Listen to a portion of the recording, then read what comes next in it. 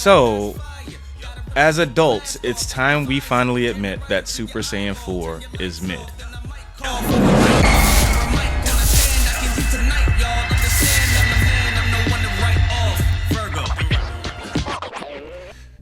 Dragon Ball GT. Let's talk about it.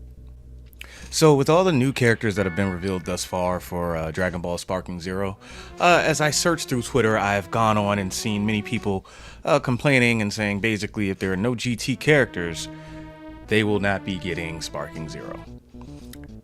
Me personally, they're going to be there as DLC anyway, but a lot of people want them in the base game. And it got me thinking, like, why do people feel that strongly about Dragon Ball GT? So let's review.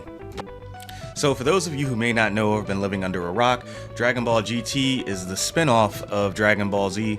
This is right around the time Akira Toriyama was effectively done with the manga, just retiring. This was like his first retirement. He did make some characters for it. He designed a few things and then he said, have at it, and a story was made.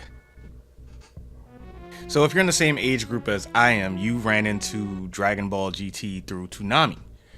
And me, on a personal level, when I first saw that promo, I was like, why is Goku a kid? But more Dragon Ball, let's go. I'm with it. That promo. I'm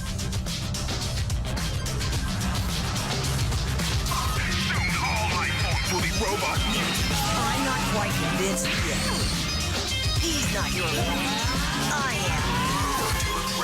Me come out here. You're all going to pay dinner. Is it over? Nope, I guess not. How much power does this boy have? So any person who watches an anime can tell you that an intro can make or break your interest in a show. So when I went and I sat down ready for some Dragon Ball, new Dragon Ball, I got Step into the grand tour. Step into the grand tour. Dragon Ball GT. Step into the grand tour. Dragon Ball GT. Step into the grand tour. A brand new adventure begins. Another challenge for Goku and his friends. Now he's a Saiyan strong. Feel makes him a child again. The Dragon Balls are turning furnace again. World and everything within. The ultimate battle between good and evil. Who's gonna win? Yeah, no, it's bad. I'm sorry. It's there's no other way to put it. Like the beat, and then the actual soundtrack of the show. Yeah, man, whatever. All right, so the way that this whole thing starts after that crazy intro, that fire torch intro, is Goku and Uber training. This is where we left him off in Z. Goku was like, "Yo, kid, I'm kidnapping you, and I'm gonna go train you." Trains Oob. Everything's cool. They're training in Kabi's lookout. They mess it up. All right, that's cool. Emperor Pilaf shows up. He's on the lookout for some reason. What's he there for? He's there for these things called the Black Star Dragon Balls. How does he know about them? I swear they never explained that, like, ever. So he finds the Black Star Dragon Balls. Goku finds him. They try to attack Goku. Of course, it doesn't work because Goku's, practically a god by now. And Emperor Pilaf, with those Dragon Balls gathered, wishes that Goku was a kid so they could beat him up. And that's how we get the plot of Goku being a child.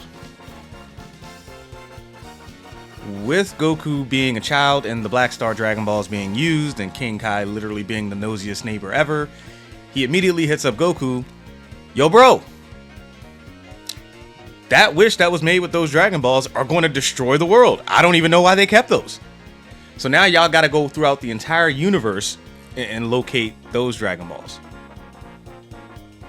So originally it was supposed to be Goku, Goten, and Trunks going on this journey throughout the universe, which honestly to me seemed like a pretty cool thing. Like we could get adult Gotenks, or aged up Gotenks anyway. But through a crazy series of events, Goten's on the call with some hoes, and Gohan's daughter Pan sneaks into the ship. As soon as Trunks and Goku walk in, she hits the button, fire, we're going to space, bye. And Goten gets left behind. So that's how we get the original trio of Trunks, Goku, and Pan. And honestly, stumbling and sputtering aside, I could kind of get with this. So the first season of Dragon Ball GT is them going throughout the universe, collecting these Black Star Dragon Balls, and it feels like a very Dragon Ball adventure. It has its low points for sure, such as that one creepy motherfucker. Try it out. Hey, what are you doing? Don't do that! Stop it! Please! Grandpa! Grandpa, where are you? Help me! It's time to stop! I'm willing to bet most of you GT people who love GT forgot about that motherfucker, huh? Because I did too. Now, weirdos aside, I will say, like, that first season, them going throughout the universe, everybody kind of had a role to play. It was pretty dope. And everything kind of goes extreme once they meet up with Dr. Mew, who really looks like this other scientist I know, but we'll talk about that later. It should be worth noting that while they are on their adventure, they run into this asshole of a robot named Giru, who Trunks accidentally drops the Dragon Radar. Giru eats the Dragon Radar. Mind you, he's a robot. They're like, yo, give that back. Giru's like, yeah, nah, can't. It's integrated in my system. You got to take me with you now. Giru's got his own problems, but he actually is a lovable robot. But nah. So these adventures kind of go on until they meet Dr. Mew, who created or is creating and resurrecting Baby from the Tuffles, which the Saiyans destroyed to make the new planet Vegeta. Dr. Mew and Baby want revenge on the Saiyans. They hate the Saiyans. This shows up as a plot up until... You fool! You have no idea who the boss is, do you? You are nothing but a simple machine mutant, for it was I who programmed you to gather the energy needed for my resurrection. And it was I who gave you the plans for creating Lud and the other machine mutants. Yet you had no idea, you feeble shell of a machine. Your time on this planet is over! Right, so Dr. Mew didn't make Baby. Baby made Dr. Mew so Dr. Mew could make Baby. Yo, we were at lunch sounding like straight up cokeheads to our teachers when we were trying to talk about this episode. And they get the Dragon Balls back to Earth. Baby pretty much infiltrates due to a bunch of trickery, gets the Black Star Dragon Balls again, and makes a wish to restore planet Plant and Earth's orbit. So, like, the whole adventure that they just did in season 1 pretty much is like, there was no reason to do that. Now the Earth is still going to blow up. They got about 2 weeks, and hilarity ensues. But this is where the turning point of the show happens, and this is where most people fall in love with the show. Me personally, I really liked the first season because it was different. But here's where it gets... How do you plan on finishing me off? You've done such a great job beating me down. Hey, yo! So this is where we get into the title of the video. Why is Dragon Ball GT so hated and loved? It's a polarizing thing. So this is the part where if you are not named Goku for most of this anime, and if you are not named Vegeta, you are just now a useless character. You just out here looking crazy. Like, it didn't matter who you were. So to begin, Vegeta gets taken over by Baby. That effectively makes him the first big bad of this entire thing. So of course he can't help out with anything. And you guys remember Oob, who Goku was training with in the first place. He links back up with Majin Buu, who decides, you know what? Let me just fuse back with you. Let me make you stronger. He makes Oob stronger, and Oob shows up and like immediately gets eaten. He tries to turn Baby Vegeta into chocolate, and Baby Vegeta's like, no. Now, granted, later on, Majub, as he's known now, I'm gonna still call him Oob though. He comes out and he's like, yeah, actually, I let him eat me because I was going to fight him from within. no matter how you slice it, like, first off, good nah. But second, like, no matter how you slice it, bro, like, you couldn't, even if that was your plan, you realize you wasn't seeing bro. So the power up meant nothing. But when it comes to why this series is loved so much, the first aspect comes up, which is Super Saiyan 4. But we will definitely get into that later. So long story short, from this point in the anime, they don't leave Earth again. Piccolo decides to pretty much die and stay in hell so the Black Star Dragon Balls don't blow up the Earth. And that's how they kind of keep on moving. The next big bad is Super 17, which is Android 17 and Android 17 from Hell, because Dr. Mew can apparently build shit in Hell. Yeah, so the two 17s, they decide to fuse, and they become a big-ass forehead version of themselves, when the dude already had a big forehead. At that point, Vegeta tries to fight Super 17. He gets washed. Terribly. Vegeta, at this point in the anime, is on the hold him off until Goku gets here squad, despite Goku being a child still. Yeah, they never corrected that.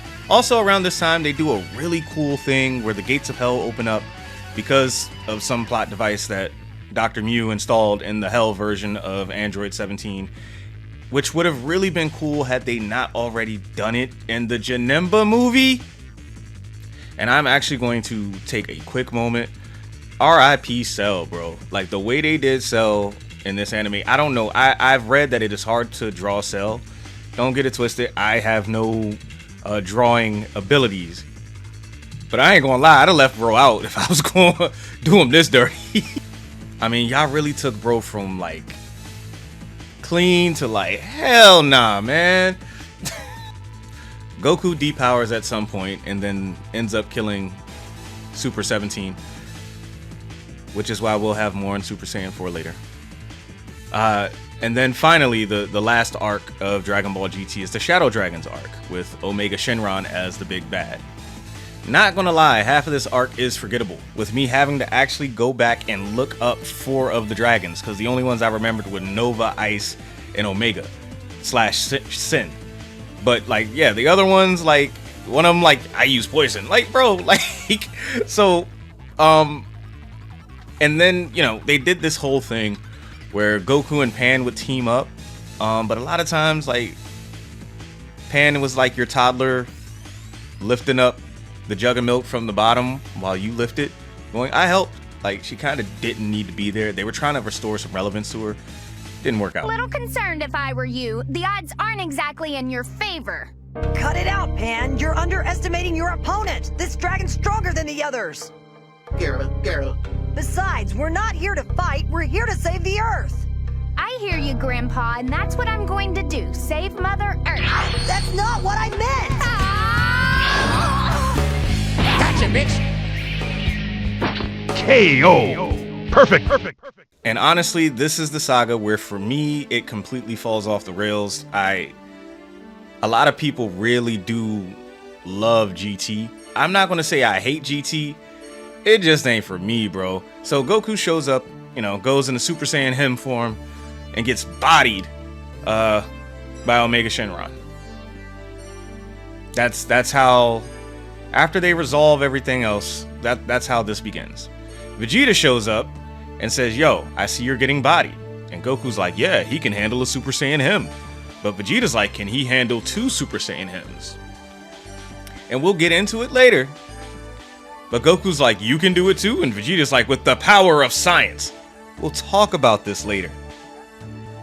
Chaos ensues. They battle Omega. They can't win. They fuse. They can win. They defuse. They both get depowered out of Super Saiyan. And Goku hits him with that old send-off. The Spirit Bomb. So Super Saiyan 4, or Super Saiyan Him, as I like to call it, becomes an entire plot device in Dragon Ball GT. So while this is a GT video, and I get why people like Super Saiyan 4 so much, it is a raw power-up that basically allows you to take on your Uozaru form, or the giant monkey form, and still remain regular size humanoid. So you get the speed, strength boost, but you get to keep all your rationale. Normally I wouldn't have a problem with this, and don't get it twisted, I know there are people out there who hate Super. Like, they hate the transformations in Super. People are sick and tired of the Ultra Instinct, Super Saiyan God, Super Saiyan Ascended, Super Saiyan 2. I get it. I understand. But my thing is, those forms make sense. So, as adults, it's time we finally admit that Super Saiyan 4 is mid. Now, mind you, I am speaking strictly from the GT standpoint. This is like when this came out, that form was cheeks, man. Goku only got 1 kill off of it. And before y'all start coming at me talking about, oh, he killed the Shadow Dragons, and he killed the... I'm talking about like actual villains, big bads. There were 3 big bads, and Goku's batting 1 out of 3. Sorry. And not to mention the weird ass acquisitions of these forms. Now, in order to become a Super Saiyan 4, you have to first go into your ape form, meaning you have to have a tail. Goku didn't have a tail, so what did he do? He went to the Grand Kai, who pulled his tail out with a big ass set of tweezers. So now that you have your tail, you need to just go into your Great Ape form and then turn Super Saiyan. That's all you need to do. But in order to get your Great Ape form, even when you have a tail as a Saiyan, you need to have a full moon. It's been like this since Dragon Ball. You need to have a full moon. The problem is when Goku needed to go into this Great Ape form, he was fighting Baby on planet Plant, which had just come into Earth's orbit. So he used the Earth as a moon. But no matter, once you become the Great Ape, you must then transform Super, as in go Golden. And you need to claim it in your mind. You need to gain consciousness, because most users who go Great Ape absolutely lose their After all that is done, you shrink down and you attain the Super Saiyan 4 form. Simple enough. But to make it even more bull, during the final battle with Omega Shenron, Vegeta shows up, and you remember I said earlier, the power of science. Well, in order to make Baby into a giant Uozaru, back in the Baby arc, Baby Bulma made a Brutes Wave generator, which is what supposedly came from the moon. But I guess Brutes Waves just come from any celestial body, and your tail is needed to absorb those Brutes Waves. So what does she do? She makes a machine, pumps Vegeta with these Brutes Waves, he grows his tail back.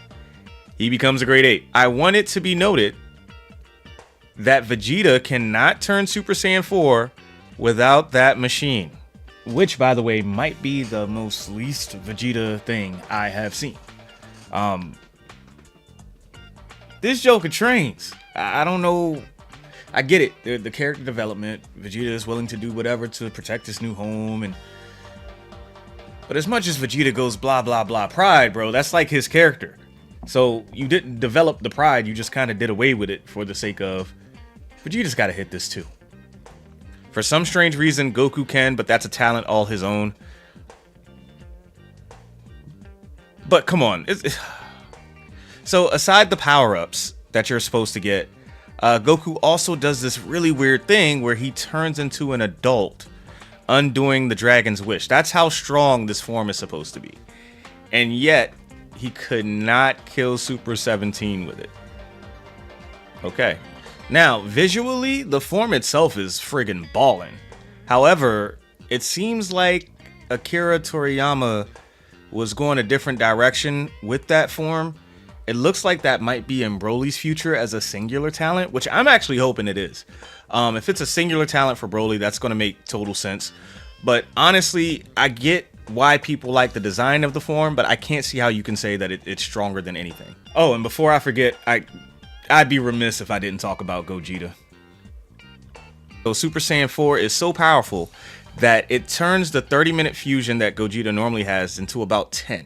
It's that strong. That much ki is flowing out of his body. But Dragon Ball GT as a series made me hate Gogeta. I ain't lying. Gogeta did not get his redemption with me until that Broly movie.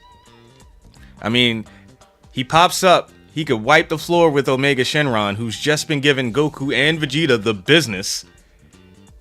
And he's doing like fake Kamehamehas and just...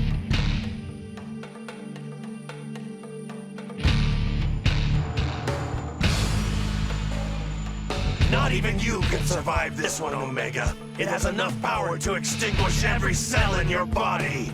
Huh?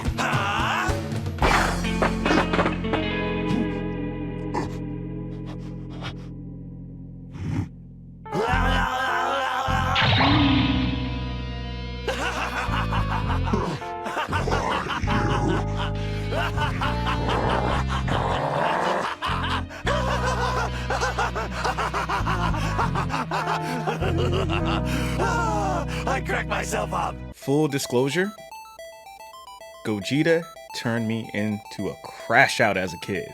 Like, bro, if you don't just give this man hands. I try not to get mad about it anymore. He legitimately becomes worse than Gotenks. Mind you, I'm still only talking about Super Saiyan him from the GT standpoint, but the technicals of this form are you need a full moon, you need your tail. So presumably you need to be boxing at night. The form is actually pretty unreliable. It's cheeks. I mean, don't get me wrong, it's mid if you're sensitive, but the form is TR Ash. With that being said, I say all that to say, for those of you who are waiting for GT to be in Sparking Zero, understand that it will be like its predecessor. It's a side story, so therefore it's likely going to be DLC. And also, like, you should play the game regardless. GT wasn't that good, bro. It just wasn't.